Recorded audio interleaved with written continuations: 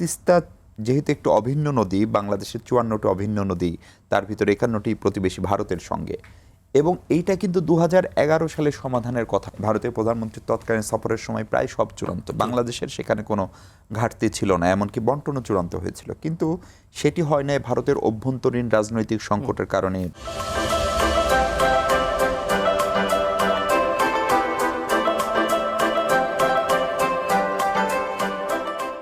প্রিয় দর্শক, বদলে যাওয়া বৈশ্বিক ভূরাজনীতি আর বাংলাদেশের অভ্যন্তরীণ নতুন অগ্রাধিকারের আবহে সম্পন্ন হলো প্রধানমন্ত্রী তারেক রহমানের অত্যন্ত তাৎপর্যপূর্ণ চীন সফর। মালয়েশিয়া, তারপর চীনের তালিয়ানের দাভোস ফোরাম, চীনের প্রেসিডেন্ট শি জিনপিংয়ের সঙ্গে বৈঠক, চীনের প্রধানমন্ত্রী লি চিয়াংয়ের সঙ্গে শীর্ষ বৈঠককে বলা হচ্ছে ঢাকা বেজিং সম্পর্কের এক নতুন মাইলফলক। দীর্ঘ ২ দশক পর এবারই প্রথম দুদেশের মধ্যে একটি পূর্ণাঙ্গ যৌথ ইস্তেহার প্রকাশ করা হয়েছে।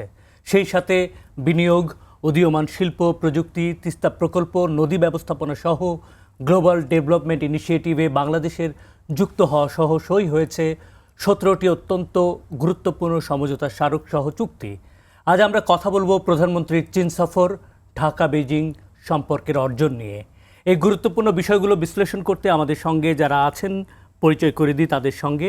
আমার সঙ্গে অনলাইনে যুক্ত আছেন আন্তর্জাতিক সম্পর্ক বিশ্লেষক অধ্যাপক মোজাম্মেল হোসেন, তিনি ডিন, আর্টস ফ্যাকাল্টি, জাহাঙ্গীরনগর বিশ্ববিদ্যালয়ের। আমার সঙ্গে স্টুডিওতে উপস্থিত আছেন সাংবাদিক মাহফুজ মিশু। আপনাদের দুজনকেই স্বাগত আমাদের এই অনুষ্ঠানে। প্রথমেই আমি স্যারের কাছে আসতে চাই। জনাব মোজাম্মেল হক, আপনার কাছে যেটা প্রশ্ন সেটা হচ্ছে, আমরা দেখলাম দীর্ঘ ২০ বছর পর ঢাকা এবং বেজিংয়ের মধ্যে যৌথ কোনো বিবৃতি প্রকাশ করা হয়েছে, এবং সেই সঙ্গে বাংলাদেশের বিএনপি এবং চীনের কমিউনিস্ট পার্টির সঙ্গে একটা সমঝোতা স্মারকও সই হয়েছে। এই যে পলিটিক্যাল প্রক্সিমিটি বা রাজনৈতিক ঘনিষ্ঠতার বার্তা আন্তর্জাতিক সম্পর্কের আঙিনায়, এই বিষয়টিকে আপনি কিভাবে দেখছেন? আপনি যেমন শুরুটা করেছেন যে ২০ বছর পর এই চুক্তিটা হয়েছে, আমি যদি অন্যভাবে বলি, আমি আসলে আর্কিওলজিস্ট, এবং আমাদের দেশে লালমাই এরিয়াতে এবং আপনার সিলেটের যে হিল ট্র্যাক গুলো আছে সেখানে যে ইভিডেন্স গুলো আছে, সেই ইভিডেন্সের আলোকে বলা যায় যে প্রায় ৩৫০০ বছর আগে থেকেই মূলত আমাদের ইস্টার্ন এশিয়ার সাথে সম্পর্ক তৈরি হয়েছিল, এবং আপনার ইস্টার্ন এশিয়ান কালচারও আমাদের মধ্যে এসছে। আমরা আমরা যদি আরো দেখি যে গুপ্ত আমল, এই সময়ে বা গুপ্ত আমলের আগেও যে রোমান সাম্রাজ্য ছিল, রোমানরা যে বাণিজ্যটা করত, সেই বাণিজ্যটাও কিন্তু চীন পর্যন্ত গিয়েছিল বেঙ্গল হয়ে। আমরা মুসলিম ট্রেডার্সদেরকেও দেখি আমাদের বাণিজ্যটা হয়েছে বাংলাদেশকে ব্যবহার করে, এই ইস্ট এশিয়াতে বাণিজ্যটা হয়েছে। এবং আমরা যখন হিস্ট্রিক্যাল পার্সপেক্টিভে দেখি, তখনই দেখি যে বাংলাদেশের ইকোনমিটা মূলত ইস্ট এশিয়া ভিত্তিক। শুধু ১৯০০ সালের দিকে যখন আপনার তেলের খনিগুলো আবিষ্কার হয়েছে ওয়েস্ট এশিয়াতে, তারপরে কিন্তু আমরা একটু ওয়েস্ট এশিয়ামুখী হয়েছে, কিন্তু প্রিভিয়াসলি কিন্তু আমাদের বাণিজ্য, আমাদের যোগাযোগ ইস্ট এশিয়ার সাথে ছিল। ফলে এতদিন যে বন্ধ হয়েছিল চীনের সাথে যোগাযোগ, মালয়েশিয়ার সাথে যোগাযোগ, থাইল্যান্ডের সাথে যোগাযোগ, এটা আসলে আমাদের দেশের ফরেন পলিসির ক্ষেত্রে ভুল হয়েছে। আমরা অর্থনৈতিকভাবে অত্যন্ত লুজার হয়েছে। বরং এখন যে সংযোগটা তৈরি হয়েছে, এটা আশাব্যঞ্জক, এবং এটা আমাদের দেশের অর্থনীতি, সামাজিক, অর্থনৈতিক এবং রাজনৈতিক উন্নয়নের ক্ষেত্রে গুরুত্বপূর্ণ ভূমিকা পালন করবে বলে আমি বিশ্বাস করি। জি, আপনাকে ধন্যবাদ। আমি আসবো আবার ওর কাছে। এই মুহূর্তে মাহফুজ মিশু, আমি আপনার কাছে আসতে চাই। মোজাম্মেল হক সাহেব যেটা বলছিলেন যে মালয়েশিয়া এবং চীন হয়ে এক ধরনের বাণিজ্যের অবাধ সম্ভাবনা ছিল, এবং এই সফরের মধ্যে চীন, মিয়ানমার এবং বাংলাদেশে একটা করিডোরেরও পরিকল্পনার কথা আমরা শুনেছি। আপনি বিষয়টাকে কিভাবে দেখছেন? ধন্যবাদ রাসেল। প্রথম যে জিনিসটা সেটা হচ্ছে, চীনের সঙ্গে আমাদের কূটনৈতিক সম্পর্কের ৫০ বছর হতে যাচ্ছে। ৭৫ সালের শেষ দিকে অক্টোবরের সম্ভবত এই সম্পর্কটার যাত্রা শুরু হয়, এবং তারপর থেকে একটি দিনের জন্যও কিন্তু কোনো সরকারের সময়ে কোনো আমলে যে কোনো রাজনৈতিক পরিস্থিতিতে বাংলাদেশ চীন সম্পর্ক, বিশেষ করে অর্থনৈতিক সম্পর্ক, বাণিজ্যিক সম্পর্ক, বিনিয়োগের সম্পর্ক একদিনের জন্য থেমে থাকে নাই। এমনকি বিগত আওয়ামী লীগ সরকারের সময়েও বহু মেগা প্রকল্প যেগুলোর প্রধানতম অংশীদার হচ্ছে চীন। ফলে চীনের সঙ্গে নিঃসন্দেহে এই সফরের ভিতর দিয়ে আগের যে সম্পর্ক সেটা আরেকটা নতুন মাত্রা পেয়েছে। এবং বিশেষ করে যেহেতু প্রধানমন্ত্রী তারেক রহমানের 4 মাসের শাসন আমলে এটা সবচেয়ে গুরুত্বপূর্ণ সফর, মালয়েশিয়ায় তিনি আগে গিয়েছেন। ফলে এটির একটা পলিটিক্যাল বার্তা আছে, একটা আলাদা মেসেজিং আছে যে আমরা বিশেষ কোনো দিকে হেলে পড়ছি না, অথবা আমরা আমাদের কূটনীতিতে অর্থনীতিকে অগ্রসর সবচেয়ে বেশি গুরুত্ব দিচ্ছি। সেই জায়গাটা সম্ভবত সবচেয়ে বেশি গুরুত্ব পেয়েছে। আর আপনি যে প্রশ্নটা করলেন যে একটা করিডোর নিয়ে কিন্তু বাংলাদেশে 3টা আলাপ আছে। প্রথম আলাপটা হচ্ছে বাংলাদেশের ভিতর দিয়ে ইন্ডিয়া তার 7 সিস্টার্সের কিছু রাজ্যে পৌঁছানোর জন্য করিডোর বাংলাদেশ দিয়েছিল। ফলে সেইখানে বাংলাদেশের স্বার্থ কতখানি রক্ষিত হয়েছিল। দ্বিতীয় আলোচনাটি ছিল BCIM corridor, Bangladesh China India Myanmar corridor, এবং সেটিও কিন্তু শেষ পর্যন্ত হয়নি, আলোচনা অনেক দূর পর্যন্ত এগোনোর পরেও। এবার যে আলোচনার প্রস্তাবটি প্রেসিডেন্ট শি জিনপিং এর পক্ষ থেকে এবং চীনের পক্ষ থেকে এসছে, সেটা আসলে বেল্ট অ্যান্ড রোড ইনিশিয়েটিভ, যেটা চীনের প্রেসিডেন্ট শি জিনপিং এর একটি পুরনো উদ্যোগ, সেটিরই অংশ। এমনকি BCIMও তাই ছিল। মানে চীন চেয়েছিল বাংলাদেশ চায়না ইন্ডিয়া মিয়ানমার মিলে একটা কানেক্টিভিটি তৈরি হোক। এবারেরটা আরেকটু ফোকাসড, আরেকটু সুনির্দিষ্ট, এবং এবারে কিন্তু সেই কানেক্টিভিটিটাকে মাল্টি মোড ট্রান্সপোর্টের কথা বলা হচ্ছে। তার মানে এটা শুধু সড়ক পথে না, এটা শুধু আকাশ পথে না, বা এটা শুধু নৌপথে না, সবগুলো মোডের ট্রান্সপোর্টেশন যেন থাকে। নিঃসন্দেহে ভালো উদ্যোগ। সরকারের পক্ষ থেকে, বাংলাদেশ সরকারের পক্ষ থেকে এখন পর্যন্ত এটিকে যাচাই বাছাই করা হচ্ছে। এটির সম্ভাব্যতা যাচাই করতে হবে, এটির কী ধরনের ঝুঁকি রয়েছে সেটি দেখতে হবে, এবং সবচেয়ে বড় কথা এখান থেকে বাংলাদেশ কতখানি লাভবান হবে অর্থনৈতিকভাবে, সেটি সম্ভবত সবচেয়ে গুরুত্বপূর্ণ বিষয়। কিন্তু আরেকটি গুরুত্বপূর্ণ বিষয় বাংলাদেশ সরকার নিশ্চিতভাবে মাথায় রাখছে, যে করিডোরটা বা এই রাস্তাটা হতে হবে সেটি কিন্তু আপনার মিয়ানমারের ভেতর দিয়ে। ফলে বাংলাদেশের সঙ্গে মিয়ানমারের সীমান্তবর্তী যে অংশটা অর্থাৎ রাখাইন, সেটির অস্থিরতা এবং সেখানে কেন্দ্রীয় সরকারের নিয়ন্ত্রণ না থাকা, ফলে সেই বিষয়গুলো আমাদেরকে অবশ্যই আমলে নিতে হবে, এবং সেটা চীন সরকারও নেবে, নিশ্চিতভাবে বাংলাদেশ সরকারও নেবে। প্রফেসর ইউনূসের 18 মাসের শাসনামলে মার্কিন যুক্তরাষ্ট্র আরেকটা করিডোরের কথা বলেছিল, সেটা হচ্ছে হিউম্যান করিডোর। বাংলাদেশের ভিতর দিয়ে মিয়ানমারের যে অংশে মানুষ নির্যাতিত হচ্ছে সেখানে খাবার এবং অন্যান্য কিছু পৌঁছানো নিয়ে। কিন্তু আমরা মোটামুটি নিশ্চিত সেই সরকারের একটা অংশ এটা চায় নাই, ফলে সেটি পাবলিকলি চলে এসেছিল এবং শেষ পর্যন্ত সেটি হয় নাই। ফলে করিডোরের আলাপ শুরু হওয়ার অনেকগুলো গল্প আপনাকে বললাম, কিন্তু সেটা বাস্তবায়ন করা কিন্তু সত্যি খুব কঠিন, এবং এর সঙ্গে অনেকগুলো ইফস, বাটস এবং স্বার্থের বিষয় জড়িত আছে। নিশ্চিতভাবেই এই করিডোর চালু হলে চীনের ব্যবসা বাণিজ্য অনেকখানি সহজ হবে, কিন্তু তার বিপরীতে মিয়ানমারের মতো একটু অস্থিতিশীল রাষ্ট্র, সেটা আমাদের সিকিউরিটি, আপনার যেখানে রাস্তা আছে সেই রাস্তাতে মানুষ যাবে, খাবার যাবে, সেই রাস্তাতে আরও কিছু আসতে পারে। ফলে সেই সিকিউরিটিটা বাংলাদেশ এনশিওর করতে পারবে কিনা, এবং সেইটার পরিপ্রেক্ষিতে আমাদের অন্যান্য রাষ্ট্র, বন্ধু রাষ্ট্র যারা, আমাদের উন্নয়ন সহযোগী যারা, তাদের রিয়াকশন কী হবে, সব কিছু ভেবেই একটু আগে সরকারের তথ্য উপদেষ্টাও ব্রিফ করছিলেন, তিনিও বলছিলেন যে বাংলাদেশ সার্বিক দিক বিবেচনা করে হয়তো এই বিষয়ে একটা চূড়ান্ত সিদ্ধান্ত নিবে। ফলে এটি অনেক সময়ের ব্যাপার। যদিও এটা একটা সম্ভাবনার জায়গা তৈরি করবে, তারপরও নিরাপত্তার বিষয়গুলো আছে। আমি যে বিষয়টা আপনার কাছে জানতে চাই, যে এবারের সফরে বিনিয়োগের একটা 180 দিনের অ্যাকশন প্ল্যানের কথা বলা হয়েছে বাংলাদেশ সরকারের পক্ষ থেকে। আমরা জানি যে বাংলাদেশে কোনো বিদেশি বিনিয়োগ করতে গেলে অথবা কোনো বিনিয়োগ আসলে এটা এক ধরনের আমলাতান্ত্রিক জটিলতার মধ্যে পড়ে যায়, এবং আসলেই কি আপনি একজন মাঠ পর্যায়ের কর্মী হিসেবে কি মনে করছেন 180 দিনের যেই এই ধরনের জটিলতাগুলো কাটিয়ে ওঠার যেই সলভেন্সের কথা বলা হয়েছে, এটা কতটুকু বাস্তবসম্মত? এইটা আসলে সময় বলবে, কিন্তু দুটো জিনিস মাথায় রাখতে হবে, যে প্রধানমন্ত্রী তারেক রহমান কেন চীনেই গেলেন। মানে আসলে চীনে যাওয়া ছাড়া বাংলাদেশের এখন প্রধানতম যে সংকট, বা বর্তমান যে সরকার, সেই সরকার, এর আগে 18 মাসের একটি সরকার, এবং তার আগে 16 বছর, 15.5 বছর আরেকটি সরকার, সব মিলিয়ে সে একটা উত্তরাধিকার সূত্রে একটা বিশেষ ধরনের অর্থনৈতিক পরিস্থিতি পেয়েছে, যে পরিস্থিতিটি খুব ভালো না। ফলে এই পরিস্থিতিতে বাংলাদেশকে রান করার জন্য সবচেয়ে বড় দরকার হচ্ছে টাকা, অর্থাৎ অর্থ। এখন এই অর্থের উৎস কি হতে পারে? সেক্ষেত্রে বেস্ট সলিউশন ছিল চায়না, কারণ চায়নার কাছে একমাত্র টাকা আছে এবং চায়না বাজেট সহায়তা দেয় না আমরা জানি, কিন্তু তারা প্রকল্প সহায়তা এবং ঋণ সহায়তা দেয়। এবং তারা যে সেটি দেয় তার প্রমাণ হচ্ছে 2016 সালে শি জিনপিং এর ঐতিহাসিক ঢাকা সফরের সময় কিন্তু একটা বড় অঙ্কের $20 বিলিয়ন বেশি প্রকল্প চুক্তি সই হয়েছিল।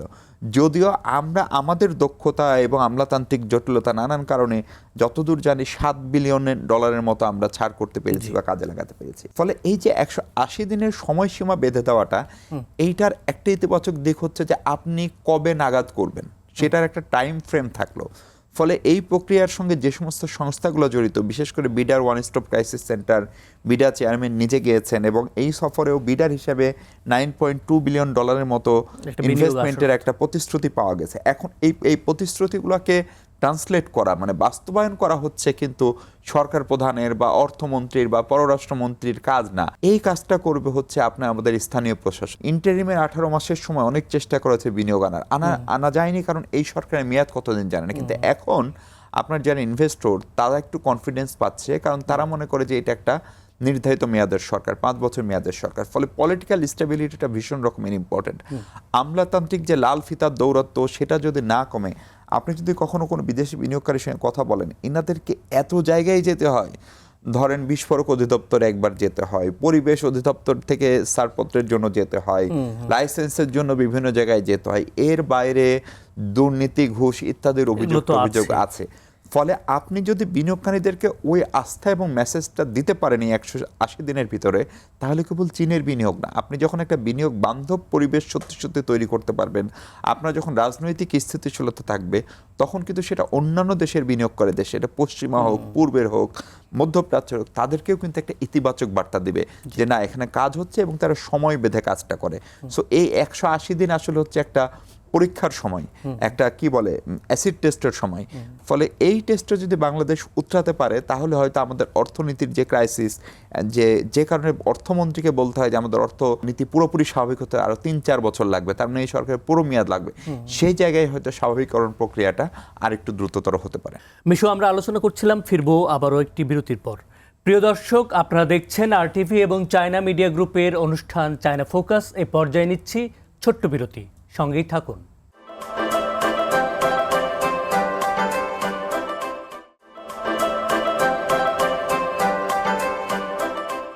দর্শক, আবারও আমন্ত্রণ চায়না ফোকাস অনুষ্ঠানে। বিরতির পর আমরা চলে যাচ্ছি আলোচনায়। কথা বলছিলাম প্রধানমন্ত্রীর চীন সফর এবং ঢাকা বেইজিং অর্জন নিয়ে।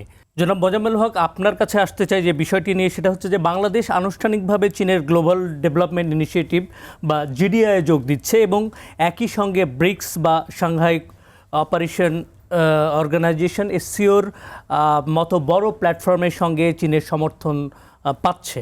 অর্থনৈতিকভাবে এই বহুপাক্ষিক ফোরামগুলো বাংলাদেশের ভবিষ্যৎ বাণিজ্য বা কিভাবে আঞ্চলিক এবং অর্থনৈতিক স্থিতিশীলতাকে ধরে রাখতে পারবে বলে আপনি মনে করছেন? দেশের উন্নয়ন বলতে হচ্ছে যে আমরা বাইরে থেকে জিনিস আমদানি করি আর এখানে বাজারজাত।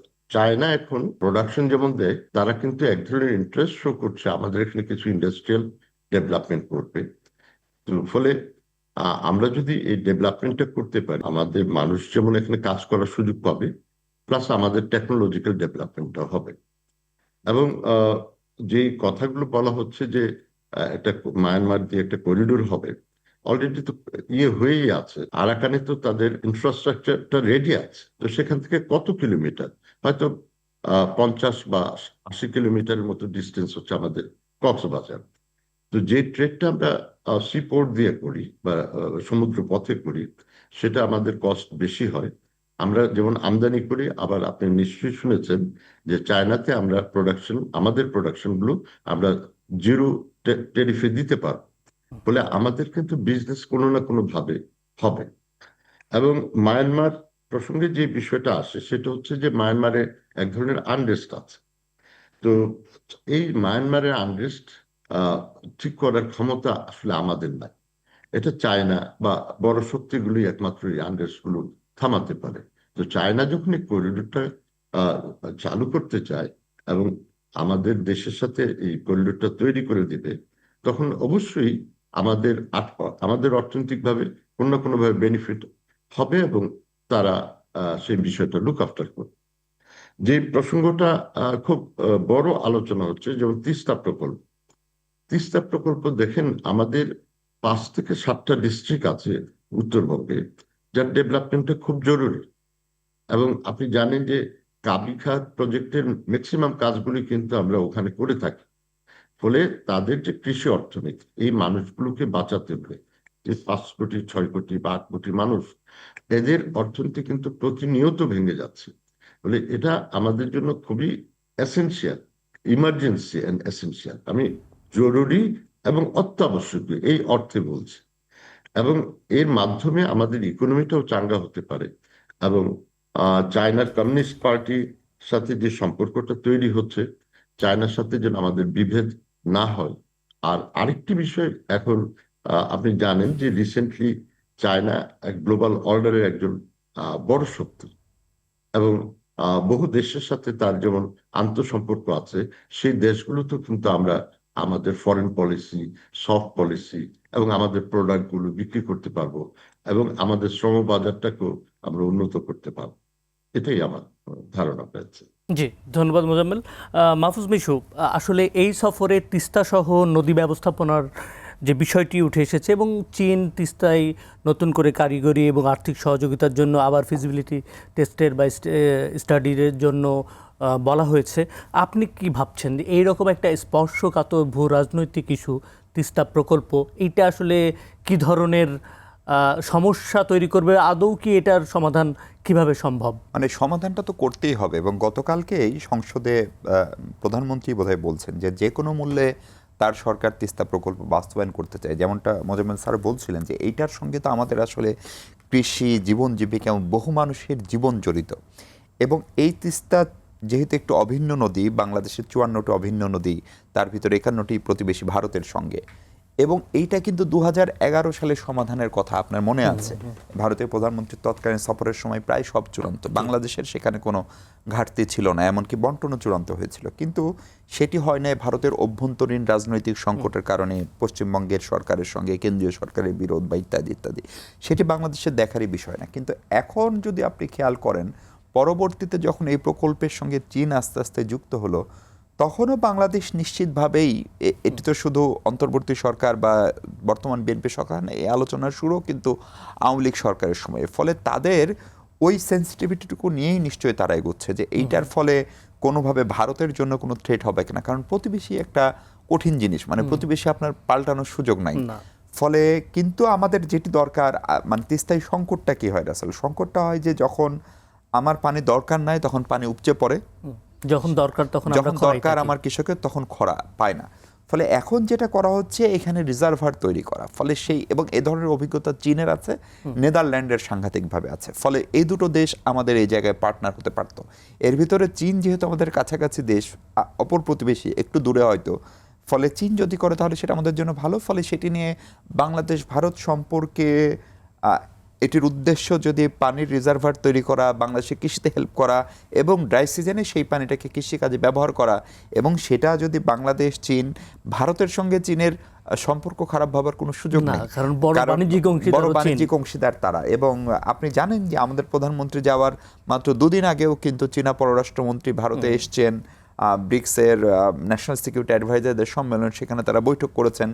ফলে আমরা যেরকমটা মনে করি সেরকমটা হয়তো না। ফলে বিষয়টা হচ্ছে বাংলাদেশের কোর্টে বল, বাংলাদেশকে ভারতকে কনফিডেন্সে নিতে হবে যে আমি এই প্রকল্প করছি, আমার এইটার ইন্টেনশন হচ্ছে এইটা, এটা যদি নিশ্চিত করতে পারে তাহলে এটার স্পর্শকাতরতা থাকে না। রাসেল, মূল জিনিসটা হচ্ছে বাংলাদেশের মতো একটি দেশ যার অবস্থানটা এমন একটা জায়গায়, তার কূটনৈতিক রিপোর্টার হিসাবে আমাদের দেশটিতে সবচেয়ে বড় চ্যালেঞ্জ হচ্ছে 3টা, এবং সেই চ্যালেঞ্জের সঙ্গে সরাসরি বাংলাদেশ নাই।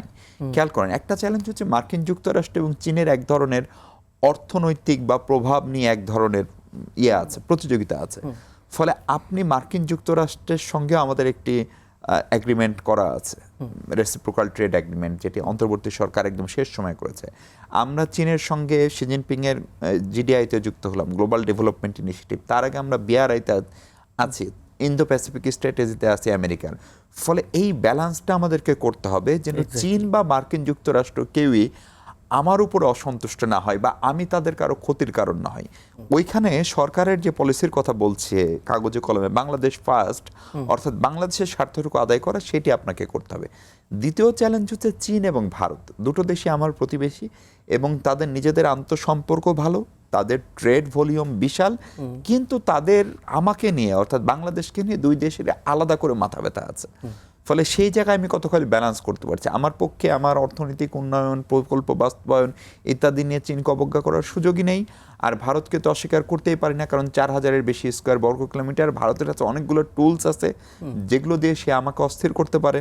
সাম্প্রতিক পুশিন সম্ভবত তার একটা বড় ঘটনা হতে পারে। আবার বাংলাদেশ ভারত দুই দেশ চাইলে এই অঞ্চলটা স্থিতিশীল হতে পারে। ফলে সেটি একটা বার্তা। আরেকটা হচ্ছে রাশিয়া এবং মার্কিন যুক্তরাষ্ট্রের যে সম্পর্ক সেটা ব্যালেন্স করা, কারণ আমার প্রথম নিউক্লিয়ার পাওয়ার প্ল্যান্ট বাংলাদেশের সেটি রাশিয়া তৈরি করতে যাচ্ছে। ফলে মার্কিন যুক্তরাষ্ট্রের সঙ্গে রাশিয়ার যে সম্পর্ক সেই সমীকরণেও আমাকে ভাবতে হবে। ফলে বাংলাদেশের ডিপ্লোমেসির জন্য, আমাদের নেতৃত্বের জন্য এই তিনটা যে প্যারামিটারের কথা বললাম, এই তিনটা প্যারামিটারের মধ্যে সত্যি সত্যি আমাদের কতখানি ভারসাম্য রাখছি, আমি কারো কোনো উস্কানিতে পা দিচ্ছি কিনা, কারো কোনো সামরিক উদ্যোগের সঙ্গে জড়াচ্ছি কিনা। খেয়াল করেন শি জিনপিংয়ের গ্লোবাল ডেভেলপমেন্ট ইনিশিয়েটিভে বাংলাদেশ যুক্ত হয়েছে, কিন্তু গ্লোবাল সিকিউরিটি ইনিশিয়েটিভ নিয়ে আমরা এখন পর্যন্ত কোনো সিদ্ধান্ত নিইনি। এবং আমাদের যে কোনো ধরনের সামরিক উদ্যোগে না যাওয়ার চেষ্টা, মাঝখানেও কিন্তু এ ধরনের অনেক চেষ্টা হয়েছিল, পাকিস্তান, চীন সহ আরেকটি উদ্যোগ, সেটিতেও কিন্তু বাংলাদেশ যায়নি। এটা সব সরকারের সময়। ফলে ওই স্ট্র্যাটেজিটাকে বাংলাদেশ সরকার, বাংলাদেশের নীতি নির্ধারক, বাংলাদেশের কূটনীতিক তারা কতখানি স্মার্টলি হ্যান্ডেল করে তার উপরে আসলে অনেক কিছু নির্ভর করছে। মিশু, আমরা আলোচনা করছিলাম, ফিরবো আবারও একটি বিরতির পর। প্রিয় দর্শক, আপনারা দেখছেন আরটিভি এবং চায়না মিডিয়া গ্রুপের অনুষ্ঠান চায়না ফোকাস। এ পর্যায়ে নিচ্ছি ছোট্ট বিরতি, সঙ্গেই থাকুন।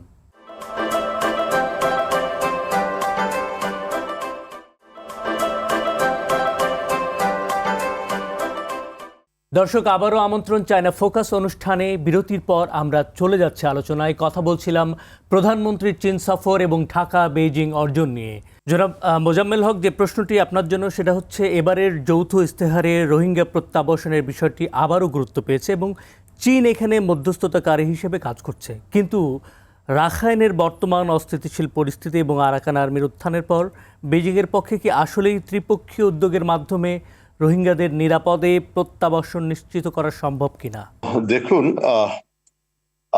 চায়নার সাথে মায়ানমারের সম্পর্ক ভালো। মায়ানমারের জান্তা সরকারের সাথে চায়নার সম্পর্ক অত্যন্ত নিবিড় এবং ওরা কথা শোনে। এবং রোহিঙ্গা আর্মির সাথেও কিন্তু চায়নার একটা ভালো যোগাযোগ আছে এবং কথা শুনবে। গত বেশ কিছু বছর যে আমরা প্রবলেম সলভ করতে পারি নাই, সেটা হচ্ছে চায়না যতক্ষণ না পর্যন্ত সিরিয়াসলি ইনভলভ হচ্ছে রোহিঙ্গা আর্মি সাথে কথা বলা এবং জান্তা সরকারের সাথে কথা বলা, ততক্ষণ পর্যন্ত কিন্তু আমরা আসলে সমস্যাটার সমাধান করতে পারি না। এখন যেহেতু আমাদের সুসম্পর্ক হয়েছে চায়নার সাথে এবং মিয়ানমার কোনোভাবেই চায়নার কথার বাইরে আসলে যাওয়ার কথা নয়। এবং আপনি জানেন যে হিস্টোরিক্যালি মিয়ানমারকে তার চায়নার আর্থসামাজিক কারণে, বাণিজ্যিক কারণে এবং কৌশলগত কারণে মিয়ানমারের সাথে একটা সুসম্পর্ক বজায় রেখেছে। ফলে চায়না যদি ভূমিকা রাখে তাহলে মিয়ানমারের সাথে আমাদের সম্পর্কটার উন্নয়ন হবে। এবং যে গোষ্ঠীগুলো মিয়ানমারে সমস্যা তৈরি করছে তাদের সাথে কোনো না কোনো ভাবে চায়নার সম্পর্ক আছে। এবং ওদের যে আর্মস অ্যামিউনিশন গুলো আমরা মাঝে মাঝে দেখি, সেগুলো কিন্তু অনেকগুলোই চাইনিজ মেড, অধিকাংশই চাইনিজ মেড। তো সেই দিক থেকে চায়না একটা গুরুত্বপূর্ণ ভূমিকা পালন করতে পারে, আমরা আশা করতে পারি। এবং চায়না সাহায্য নিয়ে আমরা রোহিঙ্গা প্রত্যাবর্তন করতে পারবো বলে আশা করা যায়। ডিপেন্ড করে চায়না এই বিষয়ে কতটা সিরিয়াসলি আমাদেরকে হেল্প করবে। তবে চায়না যে প্রপোজালটা দিয়েছে যে চায়না মিয়ানমার এবং বাংলাদেশ পর্যন্ত যে করিডোরটা তারা বাণিজ্যিক কারণে তৈরি করতে চায়, সেই করিডোরের নিরাপত্তার কারণেই চায়না আরো বেশি উদ্যোগী হবে। এবং আমরা যদি এই দিকে আগাই, কোনো না কোনো ভাবে আমরা হয়তো এই রোহিঙ্গা ইস্যুটা সমাধান করতে পারবো। ধন্যবাদ জনাব মোজাম্মেল। মাহফুজ মিঠু, এই মুহূর্তে আপনার কাছে আসতে চাই যে এইবারের সমঝোতার মধ্যে যেটা হচ্ছে যে তথ্য, কৃত্রিম বুদ্ধিমত্তা এবং চীনের গণমাধ্যম, সরকারি গণমাধ্যম চায়না মিডিয়া গ্রুপ এবং সিনহুয়ার সঙ্গে বাংলাদেশ বেতার, বাংলাদেশ সংবাদ সংস্থা এবং বাংলাদেশ রেডিওর একটি সংবাদ বা নিউজ তথ্য বিনিময়ের জন্য একটা চুক্তি হয়েছে। আপনি একজন মিডিয়া কর্মী হিসেবে এই চুক্তিটাকে কিভাবে দেখেন এবং এখানে কোন কোন বিষয়গুলো অত্যন্ত গুরুত্ব দেওয়া উচিত যেটাতে আসলে এটা এফেক্টিভ এবং কার্যকারীভাবে কাজ করে? যেটা হয়েছে সেটা হচ্ছে সমঝোতা স্মারক সই হয়েছে দুদেশের রাষ্ট্রায়ত্ত গণমাধ্যমগুলোর ভিতরে। এটা ইতিবাচক দিক এই কারণেই যে বাংলাদেশের যে রাষ্ট্রায়ত্ত গণমাধ্যমগুলো, বিশেষ করে বাংলাদেশ টেলিভিশন, বাংলাদেশ বেতার এবং বাংলাদেশ সংবাদ সংস্থা, কদিন আগে একটু খবর বের হলো যে 3-4 মাসে বাংলাদেশ টেলিভিশনের পেছনে খরচ কত হয়, বিপরীতে আয় কত হয়। ফলে এই মডেলে তো কোনো একটা গণমাধ্যম আসলে টিকতে পারে না। রাষ্ট্রীয় প্রতিষ্ঠান ট্যাক্স পেয়ারদের টাকায় চলবে। ফলে বিটিভির যে আপগ্রেডেশনের জায়গা, সেই জায়গায় আপনার যেরকম লজিস্টিক্সের সংকট রয়েছে, প্রযুক্তির সংকট রয়েছে এবং সামনের দিনগুলো তারও কঠিন হচ্ছে গণমাধ্যমের জন্য, বিশেষ করে আর্টিফিশিয়াল ইন্টেলিজেন্স, এবং এই জায়গাগুলোতে চায়নার এক্সপার্টিস অনেক বেশি। ফলে ধরেন যে ধরনের মিসইনফরমেশন, ডিসইনফরমেশন সারা পৃথিবীতেই ছড়ানো হয়, বিশেষ করে বাংলাদেশে, সে জায়গায় বিটিভি যদি একটা বিশ্বস্ত গণমাধ্যম হিসেবে আসে যে না এই ঘটনা ঘটে নাই, বিটিভির যদি একটা এআই ইউনিট আলাদাভাবে থাকে, চীনের কাছ থেকে সেটা শিখে ফেলতে পারলে, সেই প্রযুক্তি বা সেরকম একটা সফটওয়্যার যদি চীন বিটিভিকে ডেভেলপ করে দেয় বা বাংলাদেশ বেতারকে ডেভেলপ করে দেয়, বাসুসকে ডেভেলপ করে দেয়, যে ধরেন একটা ছবি আসলো, এই ছবিটা আসলে আসল নাকি এআই জেনারেটেড, ফ্যাক্ট চেকের জন্য জাস্ট বিটিভির একটা সফটওয়্যার থাকবে, ওখানে ইনস্ট্যান্ট কেউ দেবে, সঙ্গে সঙ্গে সে জানবে যে না এই ছবিটা আসলে এখনকার না, এই ছবিটা এত বছর আগের অথবা অমুক দেশের। সেটি তাহলে তখন বিটিভি যদি এটা করে, বিটিভির সেই পার্টনারশিপ কিন্তু বাংলাদেশের বেসরকারি চ্যানেলগুলোতেও আসতে পারে। ফলে সেইটা একটা দারুণ জায়গা। বিটিভির বিশেষ করে কারিগরি জায়গায় যে উন্নয়ন, বিটিভির স্ক্রিন দেখলে আপনার মানে খুব বেশি অ্যাট্রাকটিভ স্ক্রিন না, সেই জায়গায় বিটিভির গ্রাফিক্সের জায়গায়, পাশাপাশি বিটিভির কর্মীদের ট্রেনিংয়ের জায়গায়, বিটিভির প্রেজেন্টেশনের জায়গায়, মোদ্দা কথা হচ্ছে চীনের হাতে প্রযুক্তি আছে এবং অর্থ আছে। ফলে আমি সেই জায়গাটা কাজে লাগাতে পারছি কিনা, এইটা হচ্ছে একটা বড় সম্ভাবনার জায়গা। আর যদি এটা হয় যে না, এটা বিটিভির কিছু লোকজন চীন সফরে যাবে, ঘুরবে টুরবে, ছবি তুলবে, আসবে, তারপরে ভুলে যাবে, আবার হবে, তাহলে এটা আসলে কোনো কাজে লাগবে না। ফলে এটা কিন্তু আমাদের এন্ডে, যে আমাদের তথ্য মন্ত্রণালয়, আমাদের বাসস, আমাদের বিটিভি, আমাদের বাংলাদেশ বেতার কি চাই, সেই চাহিদাটা তো তাদেরকে জানাতে হবে।